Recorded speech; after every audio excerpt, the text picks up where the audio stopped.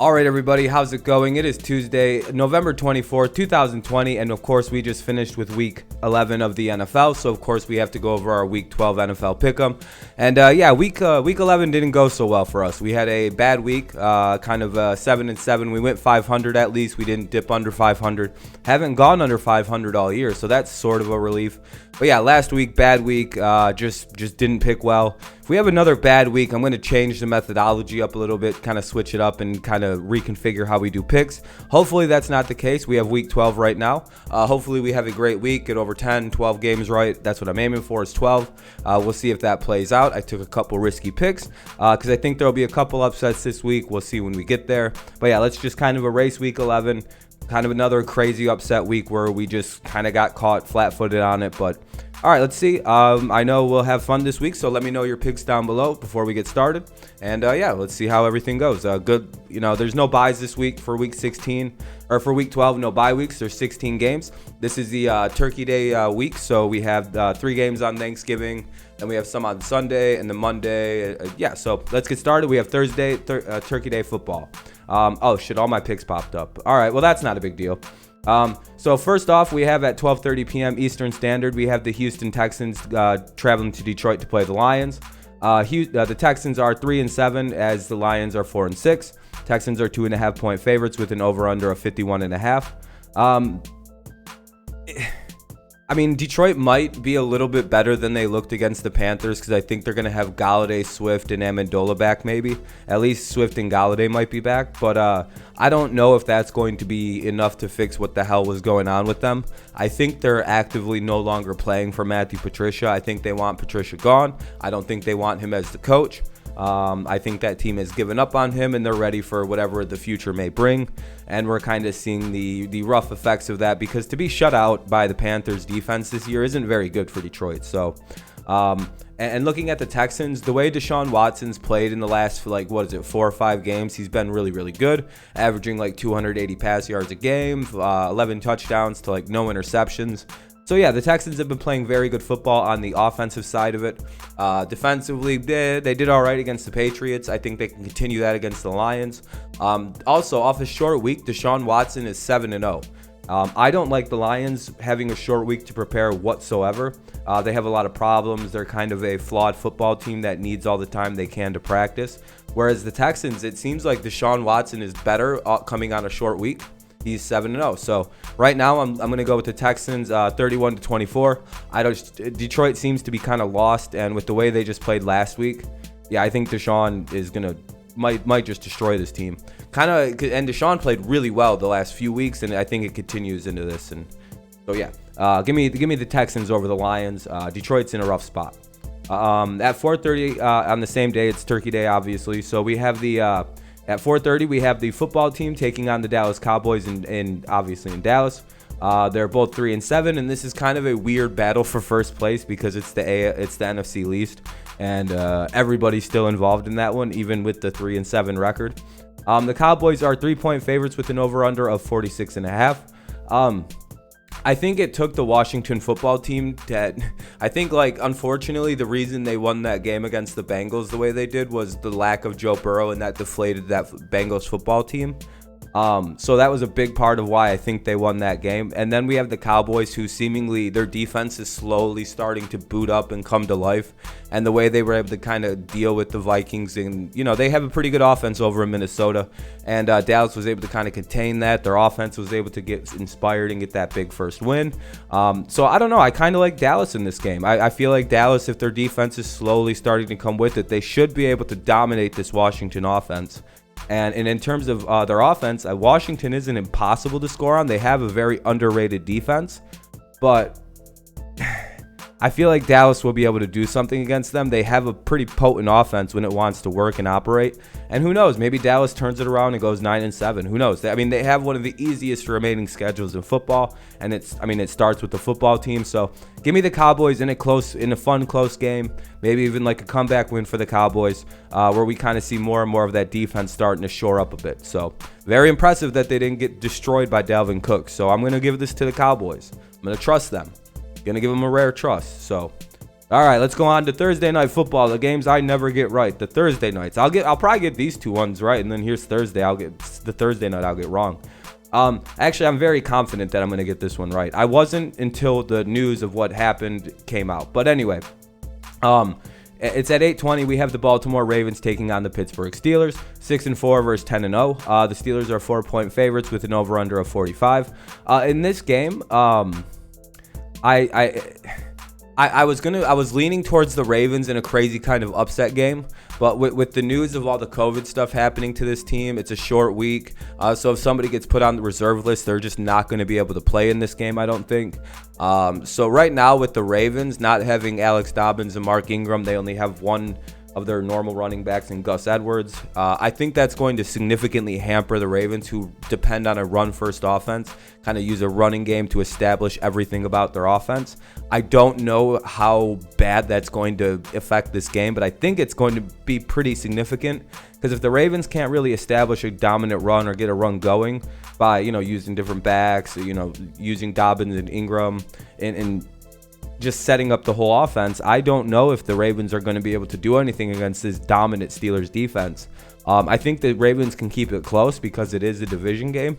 But if more and more guys have to miss this game, potentially, this could be a runaway for the Steelers. Not to mention it's in Pittsburgh, so you have that small advantage. The Steelers are playing really, really good. They play to their competition.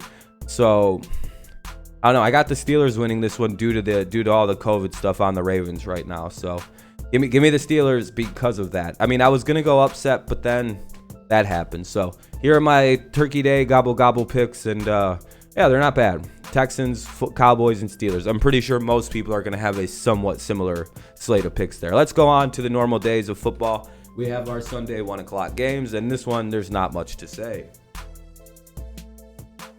We got the Dolphins going to Miami. We got the Dolphins going to play the Jets. 6-4 versus 0-10. Dolphins are 6.5-point favorites with an over/under of 44.5. They kind of got beat up on by the. They got beat by the Broncos. Yeah, sure, but it's the Jets. They're gonna win. Tua, Fitzpatrick, whoever plays is beating the Jets in this one. Give them all day. Here's my first upset pick that everyone's going to disagree with me and call me crazy for doing. The Arizona Cardinals, 6-4, head to New England to play the Patriots, 4-6. Cardinals are 2.5-point favorites with an over/under of 49.5. I like the Patriots to get the upset in this game because the Patriots seemingly can play up to their competition when they, if you look at the way they played against the Ravens and contrast that to the way they played the Texans. In my mind, I'm thinking the Patriots seemingly can play up to what their competition is. They seem to play the Seahawks fairly well. Even though they lost some games, they can play up to what their competition is. They upset the Ravens. They played up to the Chiefs. They played up to the Bills. They beat the Dolphins. So whenever they are presented with a good team, they seemingly can go out there and bang with them. But then when they play the 49ers this year, or the Broncos or the Texans, they kind of get their teeth kicked in. Don't know what that is. I have no idea why that's happening. But everyone else they play very close with. And I like the fact that they're at home in what will be a close game against a good Cardinals team. And Lamar is sort of similar to Kyler and sort of similar to and Deshaun. So there's three similar quarterbacks there. And we have to imagine that Belichick has an idea of how to play Kyler. I would imagine that the Patriots are going to run a very similar defense that the Lions ran at Kyler Murray when the Lions were able to upset the Cardinals earlier this year. I think it's going to be cold, and that's going to put a damper on Kyler's game. This is going to be Foxborough at the end of November. So right now I'm liking the Patriots to get the upset. This is my upset of the week. So I don't really have to explain much more. Give me the Pats in an upset, 28-23. Everybody's going to disagree and be angry with me on that one. All right, here goes another good one. The Panthers and the Vikings. The Vikings are 4.5-point favorites with an over/under of 48.5. I might put it. This one should have an asterisk because I might change this on Saturday night. If the Panthers don't have everybody back that I think they're going to have back, Teddy should be playing in this game. So if Teddy plays, 100% this. But if Teddy doesn't play, I might go the other way. But the Vikings, I have no idea how to really determine this game. I have no idea how to figure this out. The Vikings seem to be one of the hardest teams to figure out. If Dalvin doesn't get going, they don't win. I can't figure the Vikings out.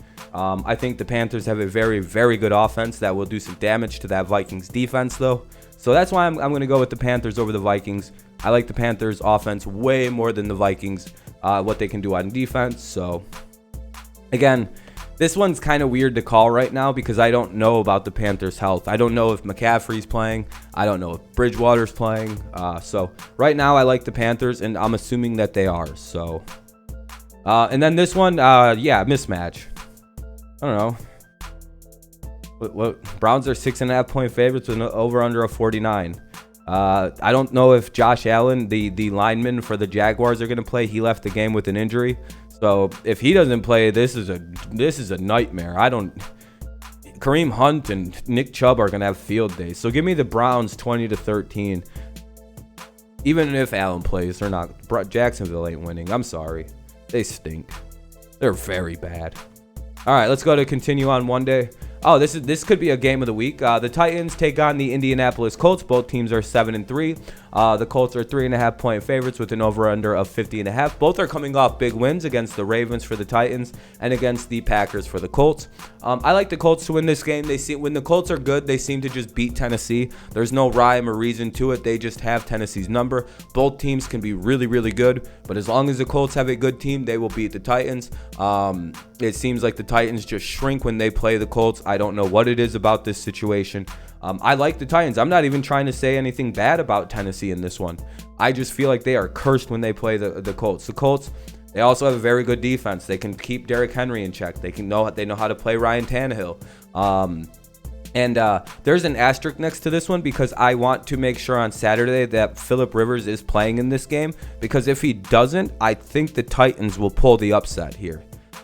So we'll come back and visit this one on Saturday like we're going to do with the Vikings and Panthers. This one has an asterisk because it's like, if Phil doesn't play, I don't know if Jacoby Biscuits, I call him Biscuits, it's a New England thing. Don't worry about it. If he wasn't a Patriots fan, you don't know. But anyway, so, I like the Colts in this one. They have the Titans number when they're a good team, and the Colts are a good team right now. And they're at home, so I like that more. Who gives a shit? The Giants play the Bengals. The Giants are 5.5 point favorites with an over/under of 42.5. No Joe Burrow. No chance the Bengals win. Giants all day. They have a great defense. They're going to smother this team 23-10. Another mismatch. The Los Angeles Chargers taking on the Buffalo Bills. Bills are 5.5 point favorites with an over/under 53.5. The Chargers defense has been very poor this year. They gave up like 28 points or some shit to the Jets. It was like they almost blew it to the Jets game. And because of that, I'm going to take the Bills very, very, very comfortably. I think the Chargers will put some points up on the poorest Bills defense this year. But in the end, the Bills win the game pretty handily. And off a bye, I quite like them. And everybody knows the golden rule on this channel. Do I have to say it? We don't pick the fucking Falcons around here. Give me the Raiders 38-28. Do not care anything about the optics of this game. I do fairly well not picking the Falcons. Plus, I also think this is a gigantic mismatch. Derek Carr will shred this defense apart. I think the Falcons they're very bad against the pass. It's like 320 yards a game. Taysom Hill give me the Raiders all day 38-28. All right, let's go on to 4 o'clock. Yeah, there was some bad, you know what I mean? Not much to say about those three. Sunday, 4 o'clock. All right, let's see.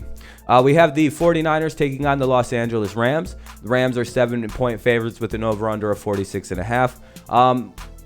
Any other game, if this wasn't the 2020 49ers, if this was last year's 49ers, this would be one hell of a matchup. Two great defenses going head-to-head, but since it's not, and the Rams are the only one with a great defense right now, sorry 49ers fans. You guys know I like your team. You know I don't really like to say bad things about them. But this is a mismatch. That Rams defense is incredible this season. They're playing like they did a couple years ago, and they're even better than that. And their offense is doing what they got to do to win. So give me the Rams 30-20 mismatch. Too many injuries for the Niners. I'm sorry. This is a similar game. Too many injuries. The Saints are 5.5 point favorites over the Denver Broncos. This game is in Denver, so that's why I have the game close. Over/under of 44. I've been saying this since the start of the season. I like the Saints more without Drew Brees than I like the Saints with Drew Brees this season. I think Drew is I don't know. Everyone can disagree with me on that. I think the Saints are more explosive without Breeze right now. I like the fact that Michael Thomas had a big game again. Denver, I like that they beat the Dolphins. It was a very good upset. It was very funny. But I don't think you can beat the Saints. Their defense is really, really good. Their offense is very, very capable. They can win without a Hall of Fame quarterback leading them. Their coaching is great. I'm going to go with the Saints just because, man, that was a fun win for Denver, but I don't see it happening against the Saints. Saints are probably going to win the NFC. As long as they don't play the Vikings in the playoffs. As long as the Vikings don't make the playoffs, I think the Saints are going to probably get to the Super Bowl. Their defense is very underrated. So here's another one everybody's going to disagree with me on. The Kansas City Chiefs take on the Tampa Bay Buccaneers. 9-1, 7-4. The Chiefs are 3-point favorites with an over-under of 53. Now, the one way you get to Tom Brady and you can beat these Buccaneers, you have to put pressure on Tom Brady. Saints did it in 2 games. Bears did it and the Rams did it. Those are all 4 losses, 4 games with tremendous pressure on Tom. Now, I've looked into this. Chiefs aren't exactly the best team at pass rush. They've got Chris Jones, and he can get some damage in, but you can kind of scheme and deal with Chris Jones that way. Tom Brady knows how to play the Chiefs. He's going to be imparting that wisdom upon the Bucs all week.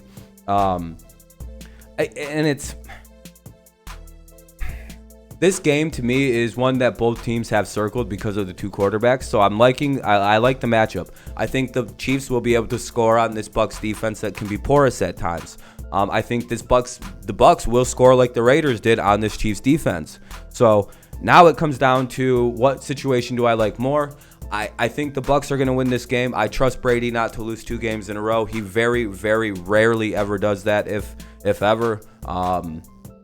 So yeah, I like the Bucs to rebound hard here. I like Brady to rebound hard, have a big game against the not as good as defense. The Rams have a way better defense than the Chiefs. I see the big rebound coming. I like the Bucs to upset the Chiefs here. Again, this is a game I see a lot of people disagreeing with me on, like the Patriots upsetting the Cardinals. There can be some homerism accused of me. This is just purely based on what I've seen. You have to listen to what I'm saying and not just the optics. The Chiefs can't get pass rush pressure like the way they need to beat Brady. The way you beat Brady is pass pressure. You gotta disrupt him. If you don't do that, look what happens to the Panthers. Look what happened to the Packers. Look what happens to teams that don't put the pressure on him. You don't do that. I don't think the Chiefs are going to do that. Tom will dissect you, and I think the Bucs win 38-35. So that's those are the 3-4 o'clock games. Let's head to Sunday Night Football. Mismatch. The Chicago Bears take on the Green Bay Packers. Packers are 8.5-point favorites with an over/under of 45. Nobody even knows what's going on with Chicago's quarterback situation. The Packers are going to be angry after that loss to the Colts. They're going to want to beat up on a team they can beat up on. I like the Packers to win this game 28-17. Maybe if the Bears had like a competent quarterback, I would maybe go with the Bears in an upset. But right now, the Bears' offense is that bad. Give me the Packers all day. Monday Night Football. Another stinker. The Seattle Seahawks. We were spoiled in Week 11 with all of the great primetime games. We had all 4 of them were great. We had Thursday was great. Sunday night, Monday night, great. The 4 o'clock game, the 4:25 game of the week was Packers Colts. Great. This week, look at this. Green Bay and fucking Chicago and Seattle and fucking Philadelphia. Like, god damn it. All right, well, 7-3 versus 3-6-1. The Seahawks are 5-point favorites with an over/under of 51. Even with Seattle's bad defense this year, I think they're going to kick the crap out of Philadelphia. Carson Wentz isn't playing good this year. He's having a terrible season. The Eagles are playing terribly. I don't care. The Eagles could be at full health, and they'd probably still lose this one. They're probably going to get thrown all over by this defense or by the Seattle offense. So give me the Seahawks 34-27 in a pretty big mismatch. Here's my pick'ems records. I'm slumping, it looks like. 7-4, 10-5. Yeah, I need to maybe change my methodology or kind of slow down and reconfigure everything, because now I'm down to 104, 56-1. Still 65%. We're still picking very, very well this season, so I'm quite relieved on that. So, I just got to kind of refocus. If I have another bad week, hopefully it's good.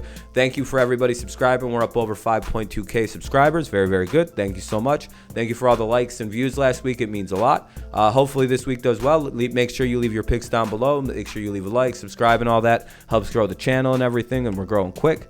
But again, thank you so much, everyone, for listening. Hopefully you have a good rest of your day. Hopefully you have a good turkey day. Happy Thanksgiving, depending on when you listen to this. Yeah, that's really it. Thank you so much for listening. Week 12 over. Let's see how we do. Hopefully we have a good week.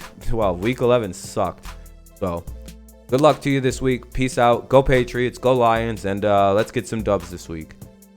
All right. How do I stop this thing? I don't. Stop.